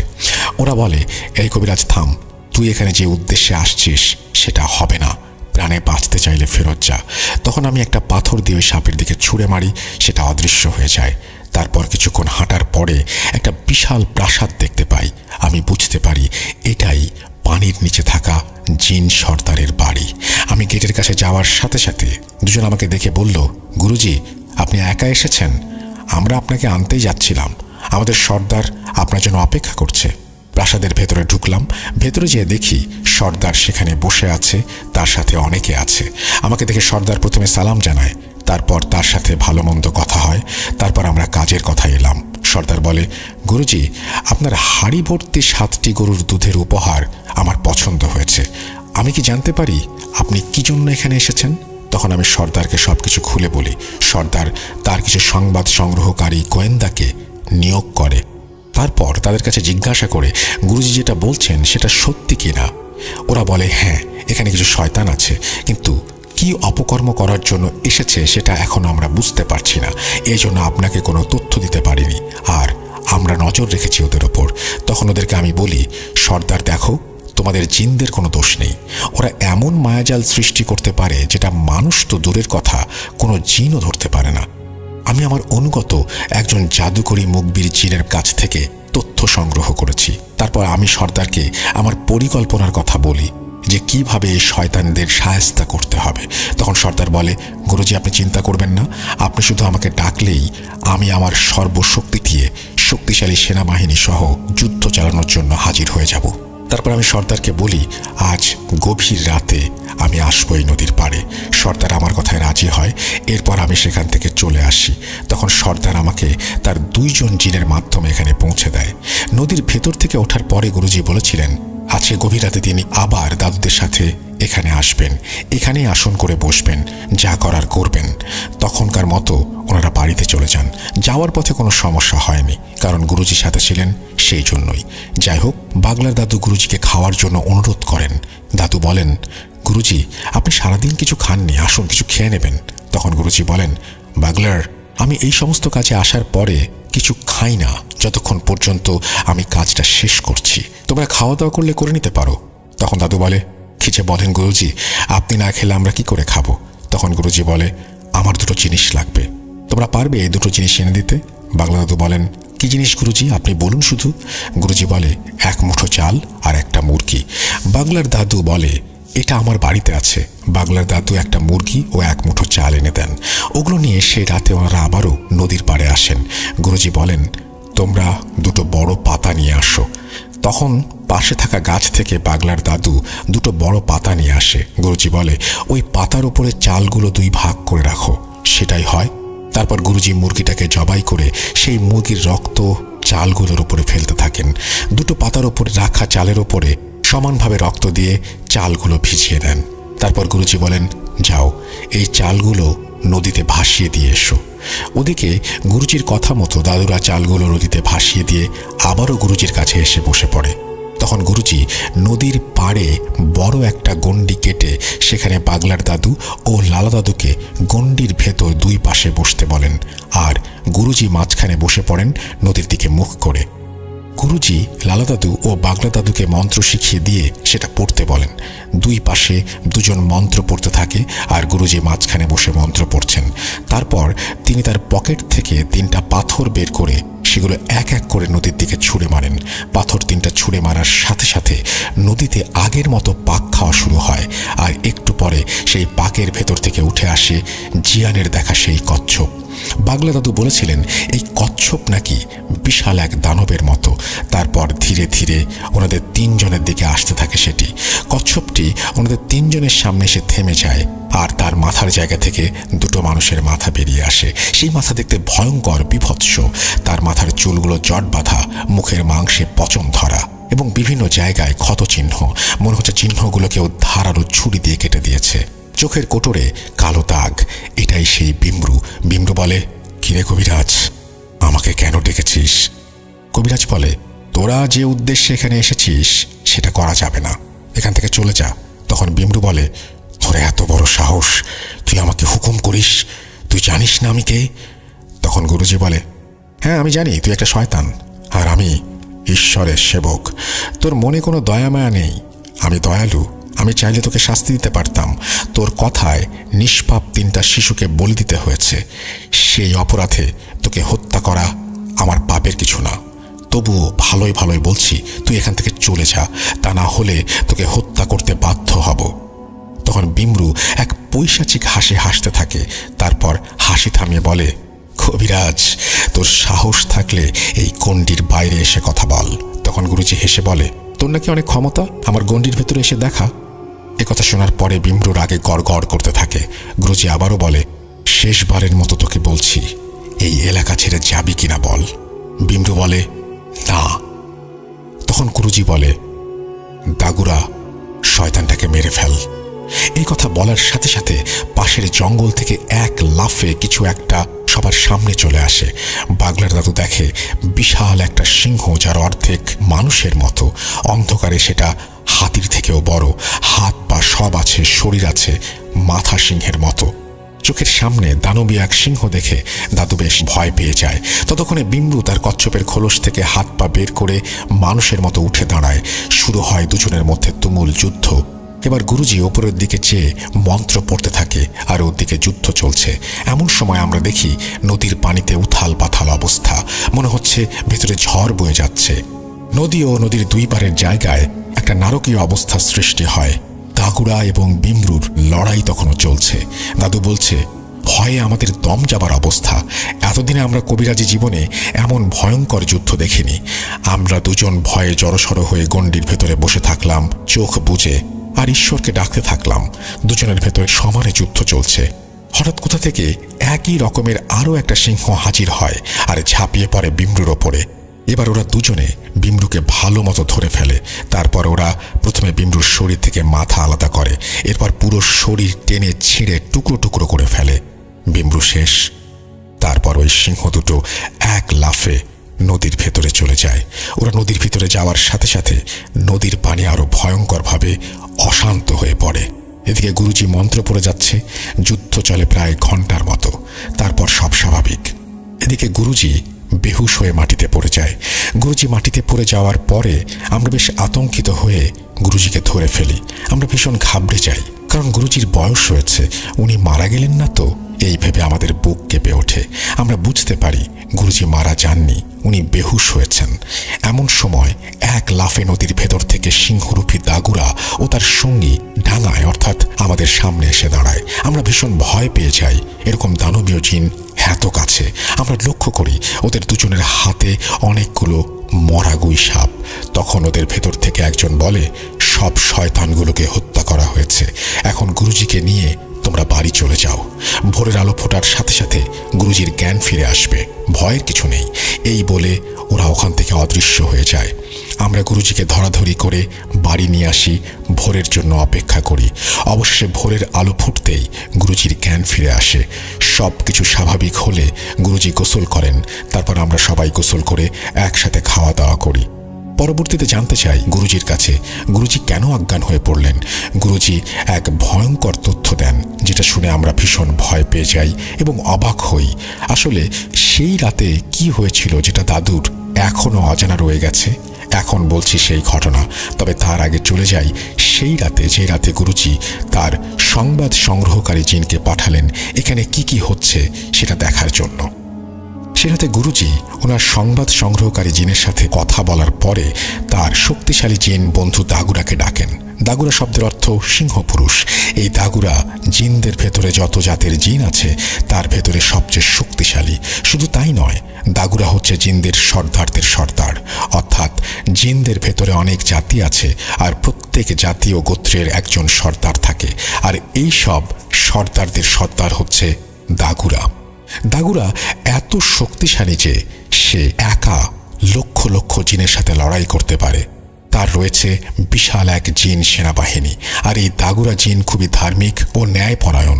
সে নিজেকে সবসময় অন্যায় থেকে দূরে রাখার চেষ্টা করে, আর অন্যায়ের বিরুদ্ধে প্রতিবাদ করাই তার কাজ। সে কয়েক হাজার বার শয়তানের সাথে যুদ্ধ করেছে।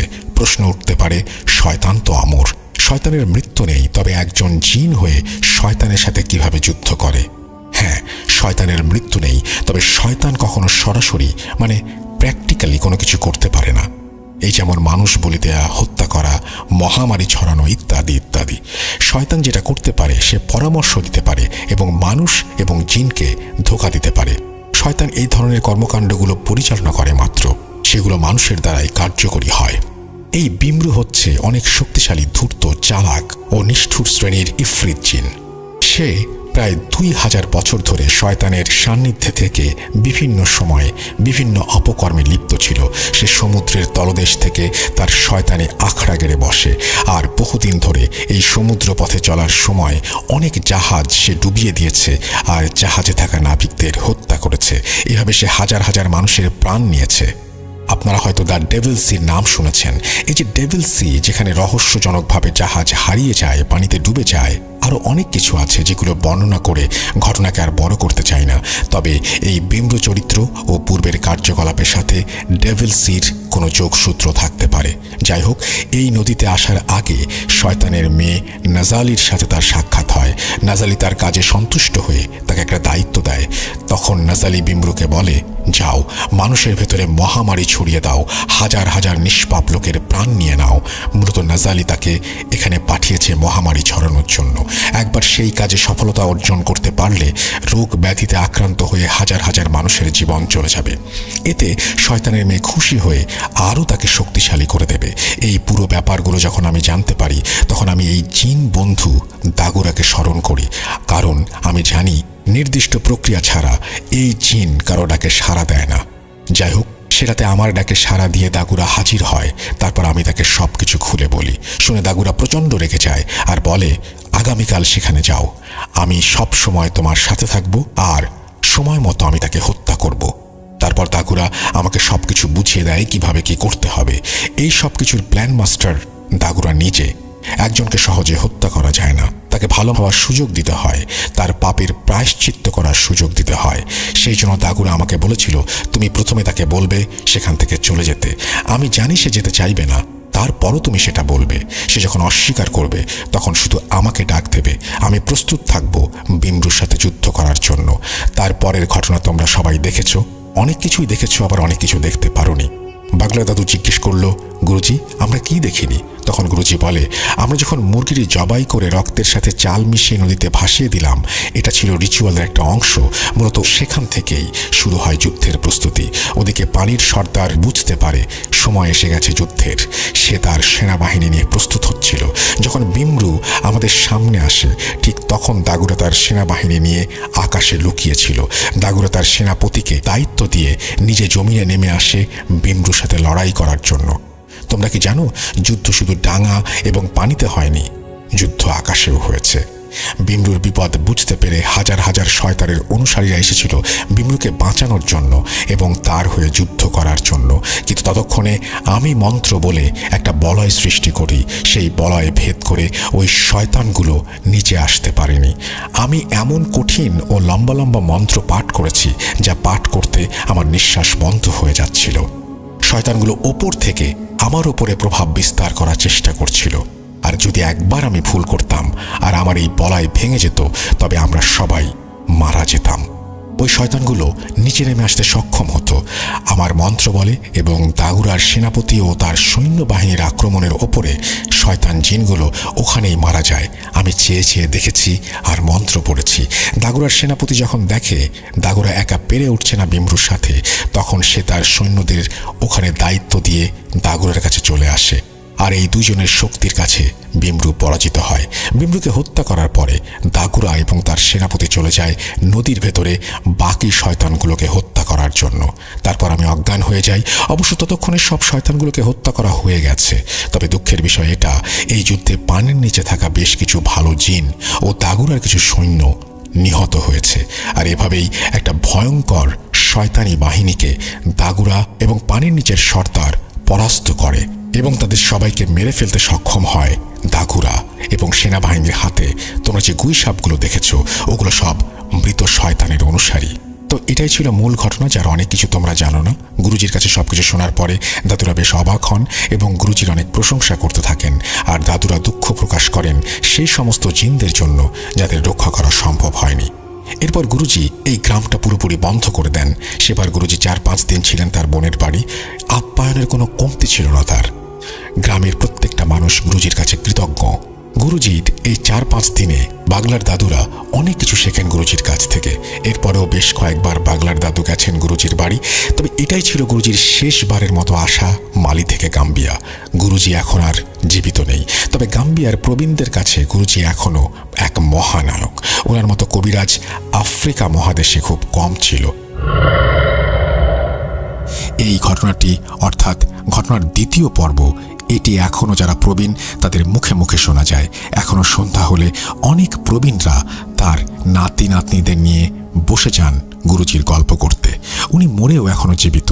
আমি চুকসের কাছে গুরুজির নাম জিজ্ঞাসা করেছিলাম, সে নাম বলতে পারেনি।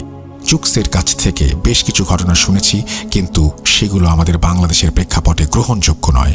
ঘটনার ভেতরে এমন কিছু বিষয় রয়েছে যেগুলো নিয়ে প্রচুর সমালোচনা হতে পারে।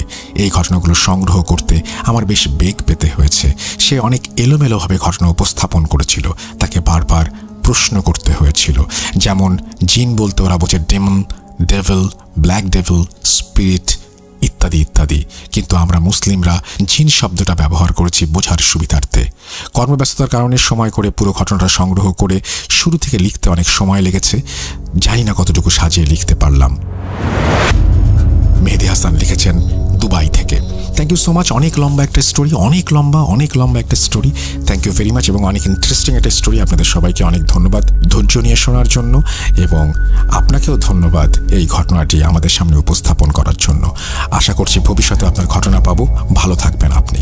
তো লিসেনার্স, আমরা আজকের মতো এখানেই শেষ করছি। আশা করছি আমাদের এই ঘটনাটি আপনাদের ভালো লেগেছে। যদি ভালো লাগে অবশ্যই আমাদের জানাবেন, যদি ভালো না লাগে তাও আমাদের জানাবেন। আমরা আজকের মতো বিদায় নেব না, ঠিক আসলে আমরা আজকের মতো অন্য ঘটনায় যাব। সেই পর্যন্ত সবাই ভালো থাকুন, সুস্থ থাকুন, মোস্ট ইম্পর্টেন্টলি ভূত.com এর সাথে থাকুন। আল্লাহ হাফেজ।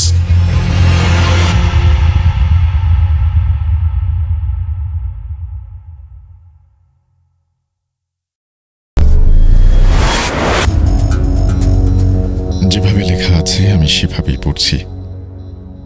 লিখছেন, আমার নাম মীর রাজু। আমি চাই ঘটনাটি পড়ে শোনান।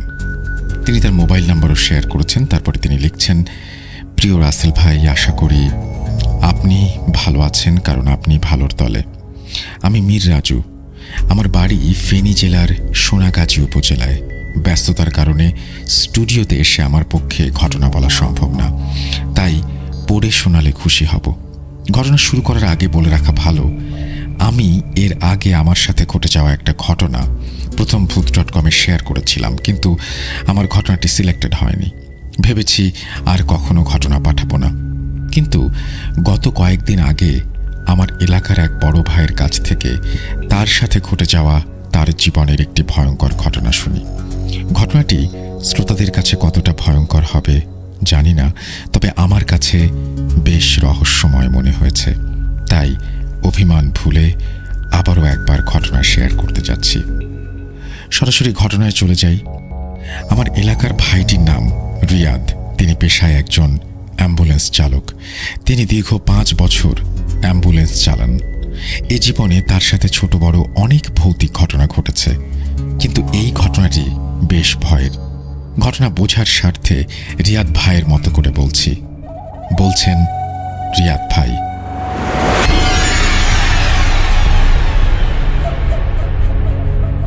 সালটা ছিল 2019 সালের জানুয়ারি মাসের কনকনে শীত।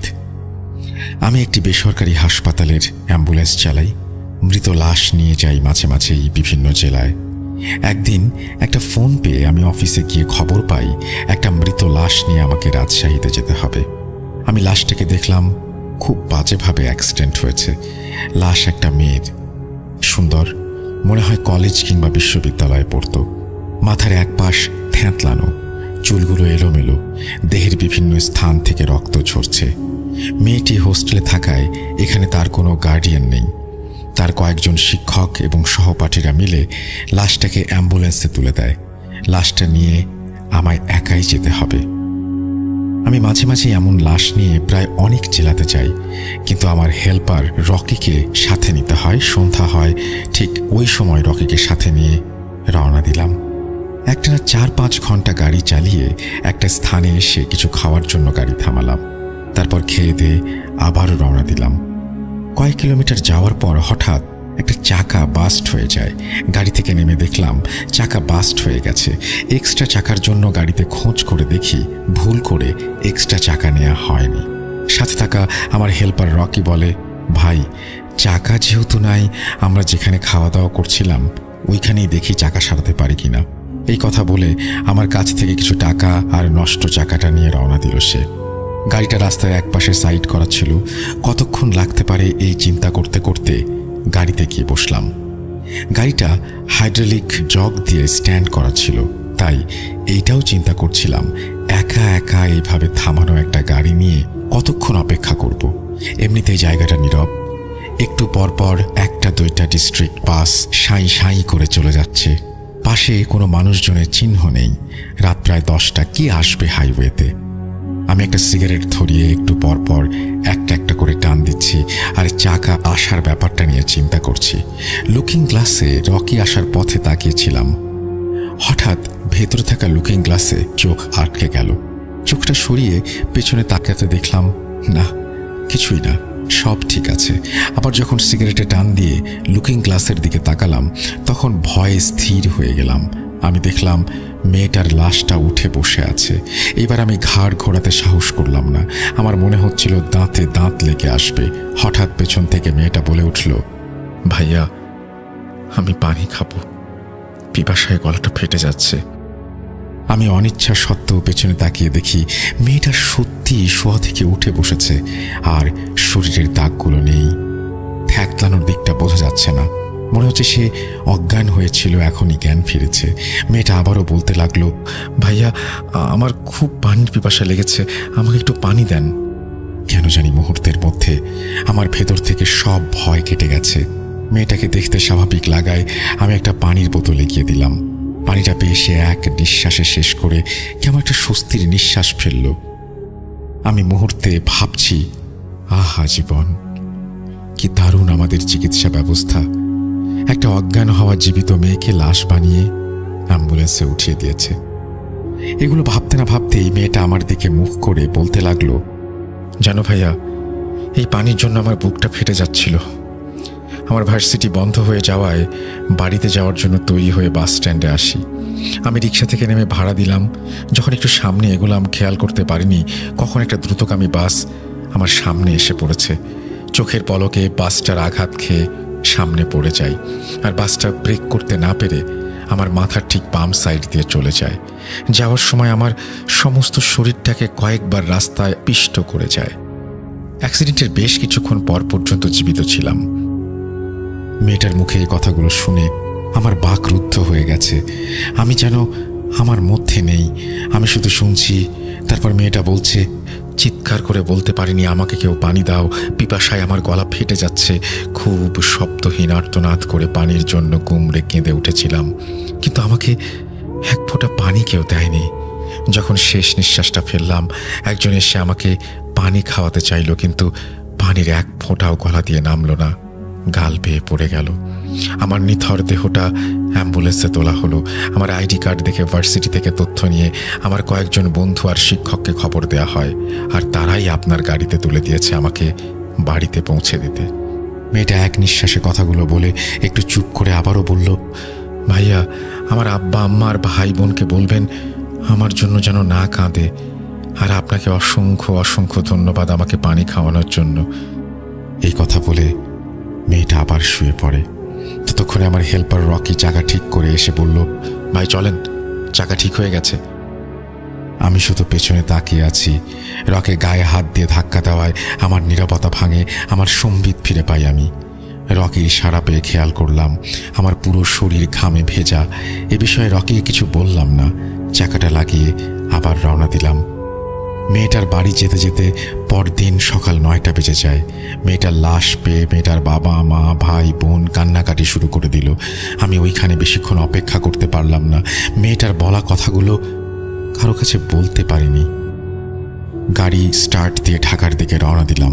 মনটা খারাপ করে একটানা গাড়ি চালিয়ে যখন আবার ওই রাস্তায় আসলাম যেখানে গাড়ি নষ্ট হয়েছিল, সেখানে এসে দেখলাম মেয়েটা রাস্তায় দাঁড়িয়ে আছে, সুন্দর একটা হাসি দিয়ে হাত নাড়িয়ে আমাকে বিদায় জানাচ্ছে।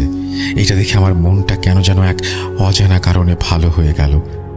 ভালো একটা স্বস্তি নিয়ে ঢাকায় ফিরে চলে আসলাম। কোনো ভয় পাইনি, তবে এই রহস্যময় ঘটনাও আজও আমায় ভাবায়। এই বলে রিয়াদ ভাই তার ঘটনা শেষ করলেন। রাসেল ভাই, ঘটনাটি ভালো লাগলে পড়ে শোনাবেন। তো এই ছিল ঘটনা, আমি পড়ে শোনালাম। আশা করছি আপনাদেরও ভালো লেগেছে। যদি আপনাদের ভালো লাগে তাহলে আপনারাও ইমেল করুন। আমাদের ইমেল অ্যাড্রেস হচ্ছে russell.booth.com@gmail.com। আপনার নাম, ঠিকানা এবং ফোন নাম্বার সহ আপনার জীবনে ঘটে যাওয়া সেরা ঘটনা পাঠিয়ে দিন আমাদেরকে। আমরা অপেক্ষায় থাকলাম আপনার ঘটনার, এবং আরও বেশি বেশি করে যদি ঘটনা পাঠান, আরও বেশি বেশি করে ইমেল এপিসোড হবে, আরও বেশি বেশি করে আমরা ফিরে আসবো আপনাদের কাছে। সুতরাং অপেক্ষায় আছি আপনাদের ঘটনার। স্টুডিওতে আসুন বা লিখে পাঠান, যেভাবে খুশি ঘটনা পাঠিয়ে দিন আমাদের। চলে যাব আমাদের পরবর্তী ঘটনায়।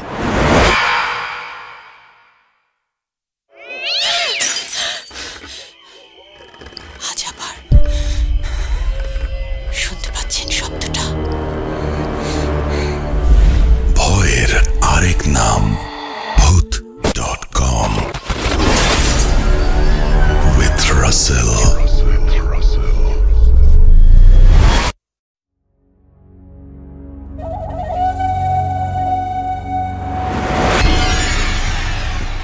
ঈদ মুবারক আপনাদের সবাইকে। আমি রাসেল আছি সাথে ঘড়িতে সময় রাত 12:10 আর চলছে ভূত.com। প্রথম ঘটনাটা আমরা শুনলাম, আশা করছি প্রথম ঘটনাটা আপনাদের ভালো লেগেছে। ইমেল এপিসোড মানেই স্পেশাল কিছু, এবং ইমেল এপিসোড আমরা সবসময়ই পছন্দ করি, এবং ইমেল এপিসোড শুনতেও আমাদের ভালো লাগে। সব কিছুই খুব অন্যরকম মনে হয়। এই জন্য ঈদেও আমাদের ইমেলের আধিক্য বেশি থাকে, এবং এবারও কিন্তু বেশ কিছু ইমেল রয়েছে যেগুলো আপনার রক্ত হিম করে দেবে, সে ধরনের ইমেল রয়েছে। যাই হোক, কথা না বাড়িয়ে আমরা পরবর্তী ঘটনায় যাব। আপনারা আমাদেরকে কমেন্ট করুন আমাদেরকে স্বাধীনে, এবং ঠিক একইভাবে অনেকে আমি জানি যে ঈদের শুভেচ্ছা জানাচ্ছেন স্বাধীনে, এবং একইভাবে আমাদেরকে ইমেল করে আপনার ঘটনা পাঠান। আমাদের ঘটনা পাঠাতে হলে যেটা করতে হবে আপনাদেরকে, সেটা হচ্ছে আমাদেরকে লিখতে হবে russell.booth.com@gmail.com এই অ্যাড্রেসে, এবং এই অ্যাড্রেসে আপনারা লিখবেন কোথা থেকে আপনারা ঘটনা পাঠাচ্ছেন, সেটাও আমাদেরকে জানাবেন, আশা করব সেটাই। এবং আমি এখন যেটা দেখতে পাচ্ছি সেটা হচ্ছে অনেকেই আমাকে কিন্তু স্বাধীন মিউজিক অ্যাপে লিখছেন, এবং অনেকেই ঘটনা পাঠিয়েছেন যারা ঈদে, তারাও আমাদের সাথে হয়তো এখন শুনছেন। তো সব কিছু মিলিয়ে এই ঈদটা আমাদের সবার জন্য জমজমাট হয়ে উঠুক। আমি কিছু কমেন্ট পড়তে পারি আপনাদের অনুমতি নিয়ে, যদি আপনারা চান দেখি, কারণ ঈদের দিন তো, মানে ঈদের আগের দিন তো অনেক জায়গায়। সাকিব লিখেছেন বরিশাল থেকে শুনছি, যদিও আমাদের বাংলাদেশে ঈদ কিন্তু আরেকটু পরে। হানিফ শিকদা লিখেছেন হ্যালোইন স্পেশাল এপিসোডে যে ব্যাকগ্রাউন্ড মিউজিকটা প্লে করা হয়েছিল সেই ব্যাকগ্রাউন্ড মিউজিক চান। এমডি সজীব আলী লিখেছেন চাঁপাইনবাবগঞ্জ থেকে শুনছি। এতজন কথা বলছেন, কেউ ঈদ নিয়ে কোনো কথা বলছেন না, খুব অদ্ভুত ব্যাপার। যদিও আপনারা জানেন যে অনেক জায়গাতে ঈদের চাঁদ, মানে সৌদি আরবে দেখা গেছে, এবং সেই অনুযায়ী অনেক জায়গাতেই ঈদ পালিত হবে কালকে। যাই হোক, আমরা চলে যাব পরবর্তী ঘটনায়। আপনারা সঙ্গেই থাকুন আমাদের, এবং আশা করছি প্রতিটা মুহূর্ত আমাদের সাথে এইভাবেই থাকবেন, আমাদেরকে এইভাবেই আনন্দ দিয়ে যাবেন। আমরা চলে যাব আমাদের পরবর্তী ঘটনায়। এটি একটি ইমেল, খুব বেশি বড় না, আবার খুব বেশি ছোটও না। চলুন শুনে আসি।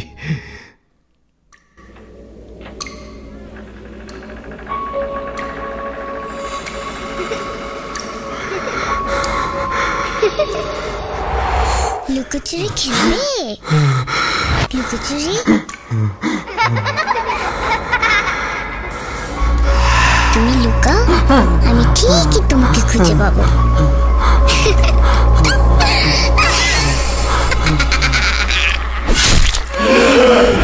Booth.com with Russell.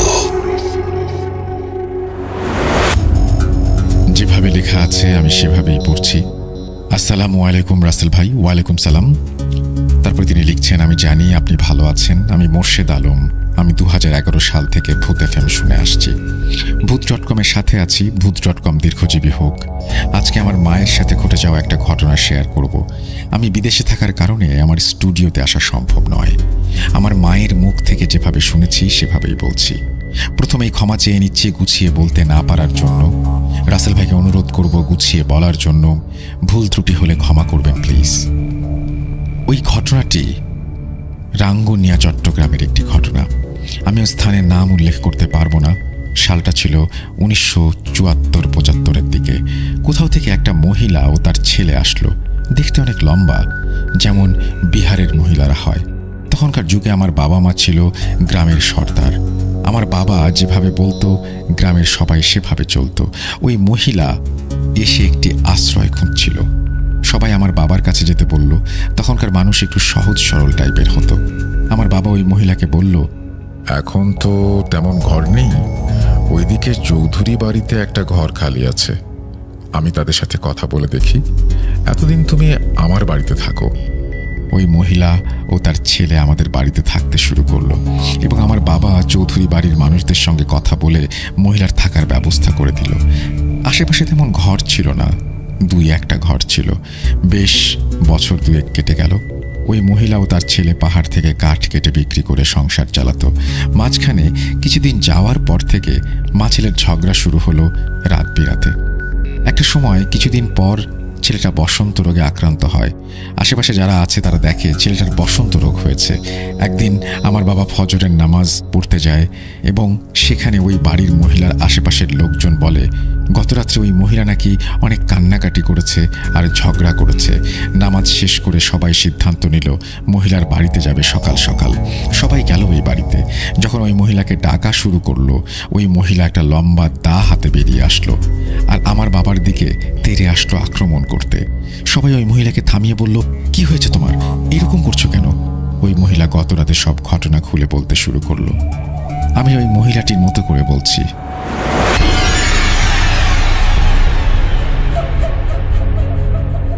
আপনারা সবাই জানেন আমার ছেলেটা অনেক দিন ধরে বসন্ত রোগে আক্রান্ত। সে গত রাতে মারা গেছে। রাত বেশি হওয়ায় কাউকে ডাকতে পারিনি এবং আমি অনেক কান্নাকাটি করছিলাম।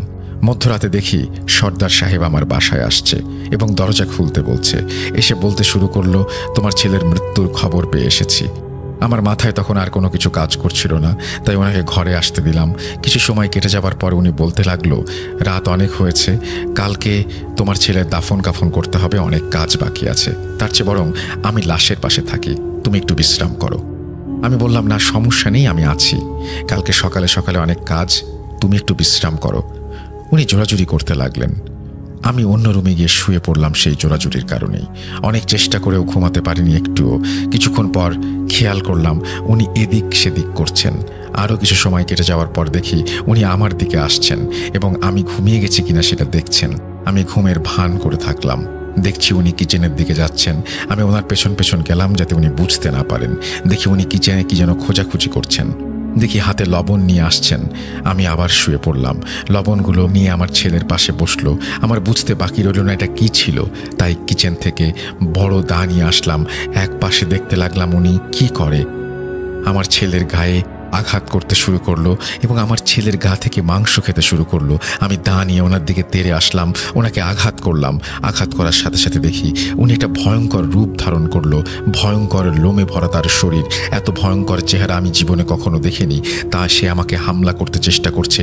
ওনাকে দা দিয়ে আমি আঘাত করছি, সঙ্গে সঙ্গে দরজা খুলে বের হয়ে যাই এবং খুব ভয়ঙ্করভাবে চিৎকার করতে থাকি। ওনার সাথে যুদ্ধ করতে করতে কখন যে ফজরের আজান দিয়ে দিয়েছে আমি জানি না। দেখি হঠাৎ সব চুপ হয়ে গেছে। আমার তান্ত্রিক বিদ্যা জানা ছিল, তাই আমাদের কিছু করতে পারেনি। একটা ব্যাপার, সকালে সে লাশটাকে দাফন করে ফেললো। এরপরে মহিলা কোথায় গেছে কেউ দেখেনি। এরপর প্রায় 10 বছর পরে সেই চৌধুরী বাড়িতে একটা বিবাহ অনুষ্ঠান হয়েছে। সবার মতো আমরাও বিবাহতে গিয়েছিলাম। মেহেদি রাতে অনেক ধুমধাম করে আয়োজন চলছিল। মধ্যরাত্রে আমি একটু ঘুমিয়ে গিয়েছিলাম। যখন ঘুম ভাঙে দেখি সবাই আমাকে রেখে চলে গেছে। আমি দেখছিলাম আমার বাড়ির আশেপাশের কেউ আছে কিনা। দেখি কেউ নেই, তাই একা যাওয়ার সিদ্ধান্ত নিলাম। সবাই আমাকে রাতে যেতে বারণ করছিল। আমি কারো কথা না শুনে যেতে শুরু করলাম। মনে মনে ভাবলাম 5 মিনিটের রাস্তা, এমন কি আর হবে। বিবাহ বাড়িতে তো মাইকের আওয়াজ ছিল, তাই ভয় করছিল না। আমি যখন হাঁটা শুরু করলাম, কিছু দূর যাওয়ার পরে দেখি আমার পেছন পেছন কেউ আসছে। পেছনে ফিরে দেখি কেউ নেই। আমি আবার হাঁটতে শুরু করলাম। এবার আওয়াজ হচ্ছে কোথাও থেকে। এবার পেছনে ফিরে যা দেখি তা দেখার জন্য আমি মোটেও প্রস্তুত ছিলাম না। দেখি 2টা রাজহাঁস আমাকে পেছন থেকে তাড়া করছে। আমিও দৌড়াতে শুরু করলাম এবং চিৎকার করতে শুরু করলাম। দৌড়াতে দৌড়াতে বাড়ির উঠোনের সামনে এসে জ্ঞান হারালাম। যখন জ্ঞান ফেরে তখন দেখি আমি বাড়িতে শুয়ে আছি আর সকাল হয়ে গেছে। আমার মা জিজ্ঞেস করলো কি হয়েছে কালকে। আমি রাতের সব ঘটনা খুলে বললাম। আমার মা রাতে না ফেরাতে খুব চিন্তা করছিল আর ঘুম আসছিল না তার। আমার চিৎকার শুনে আমার বাবা বের হলো বাসা থেকে এবং আমাকে দেখতে পায় সে। পরে একটা হুজুরের কাছে আমাকে নিয়ে যাওয়া হয়। হুজুর ঝাড়ফুঁক করে বলে খুব খারাপ একটা জিন নাকি আমার পেছনে নিয়েছিল। আমার মা বাবা বাইরে যাওয়াতে কিছু করতে পারেনি। এরপর আর কোনো সমস্যা হয়নি। এই বলে আমার মায়ের ঘটনা শেষ করলো। যদি এই ঘটনাটি সিলেক্ট করেন, শেয়ার করার অনুরোধ রইল। পরিশেষে রাসেল ভাইকে বলতে চাই, এরকম আরও অনেক ঘটনা আছে, আস্তে আস্তে সব ঘটনা জানাবো। এখানে একটা জিনিস আমি বলতে চাই, কতগুলো কোয়েশ্চেন আমার আছে। আপনার চৌধুরী বাড়িতে গিয়েছিলেন যিনি, যার রূপ ধরে মানে একজন অশরীরী এসেছিল আর কি লাশ খাওয়ার জন্য। তারপরে ব্যাপারটা কি ঘটলো, তিনি যে দা নিয়ে তেড়ে আসলেন, এটা কে ছিল আসলে সেটা কি জানা গিয়েছিল? সেকেন্ড কথা হচ্ছে, আপনার সাথে যে ঘটনাটি ঘটেছে এই ঘটনার সাথে প্রথম ঘটনাটির সংযোগ কোথায়? যদি তা পারেন দয়া করে জানাবেন। আমাদের ইমেল অ্যাড্রেস russell.booth.com@gmail.com। আপনার উত্তরের অপেক্ষায় থাকলাম। আমরা চলে যাব আমাদের পরবর্তী ঘটনায়। Welcome back. আপনাদের সবাইকে অনেক অনেক ধন্যবাদ এতক্ষণ পর্যন্ত আমাদের সাথে থাকার জন্য। অনেক অনেক শুভকামনা রইল। সব সময় এই ইউটিউব চ্যানেলটি সম্পর্কে আপডেট পেতে আমাদের ইউটিউব চ্যানেলটিকে সাবস্ক্রাইব করুন। আশা করছি আমরা একসাথে অনেকটা পথ হাঁটব। আজকের মতো এখানেই বিদায় নিচ্ছি। সবাই ভালো থাকুন, সুস্থ থাকুন, মোস্ট ইম্পর্টেন্টলি ভূত.com-এর সাথে থাকুন। আল্লাহ হাফেজ।